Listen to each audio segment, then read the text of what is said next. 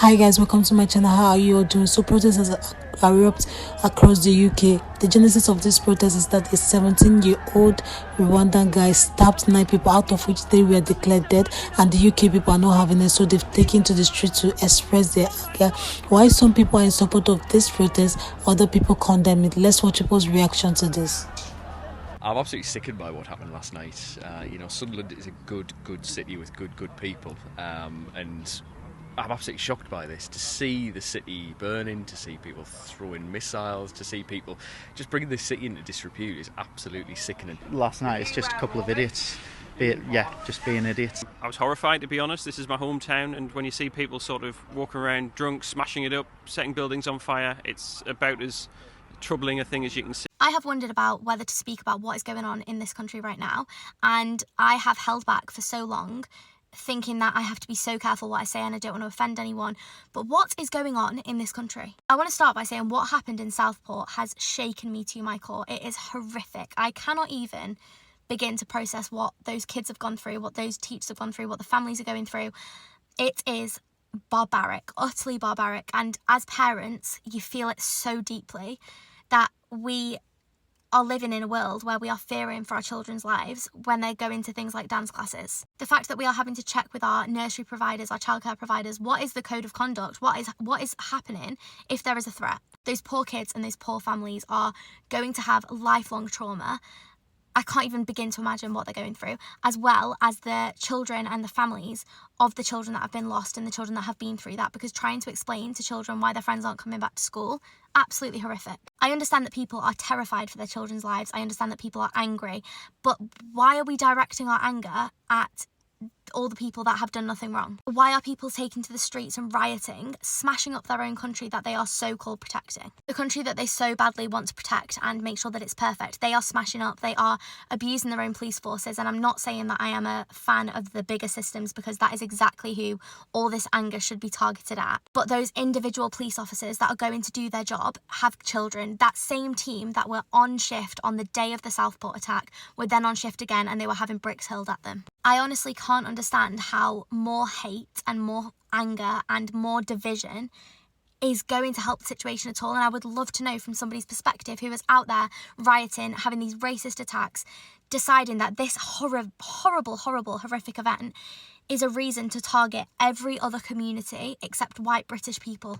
I have clients, I have friends who are now fearing for their lives, not going out on their own because they are scared that they are going to be a target.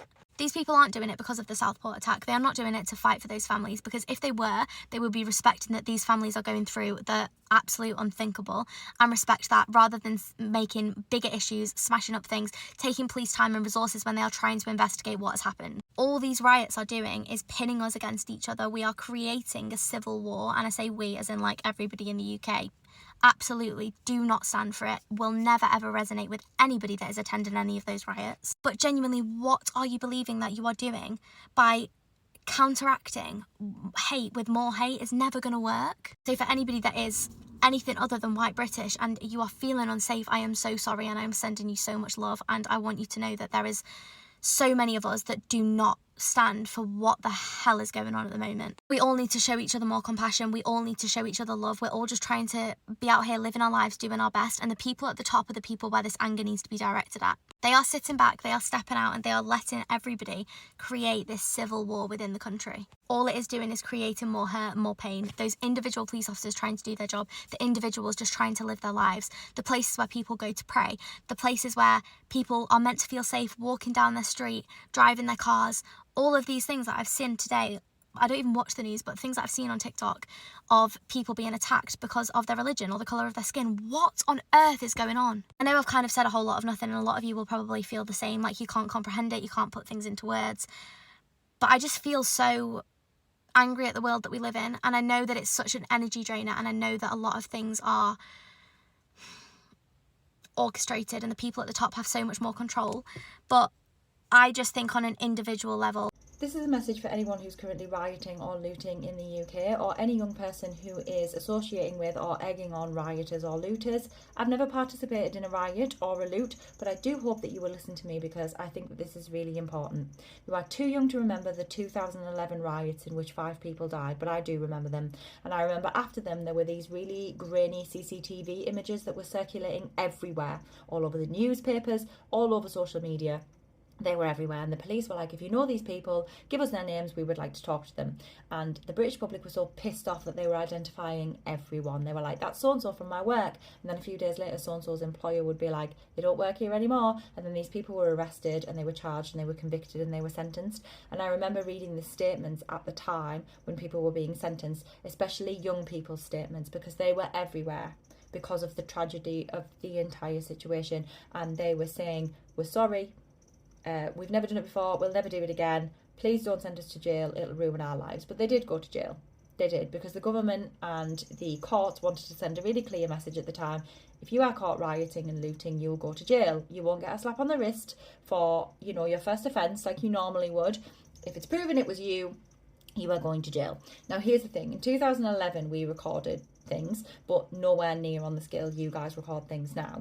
I'm going to go out there and say that this is the most ever recorded and live streamed riot ever in the world. Like, thousands of people are live streaming and recording these riots. Everything that's happened in these riots has been videoed by someone. Like, I'm going to say that. So when you're standing there and you're smashing up someone's car and your mate stood there with TikTok Live on, proudly boasting to you that 10,000 people are watching, you are mad if you don't think that some of the people who are watching you aren't police officers who are being paid just to watch live streams and document everything that everyone does.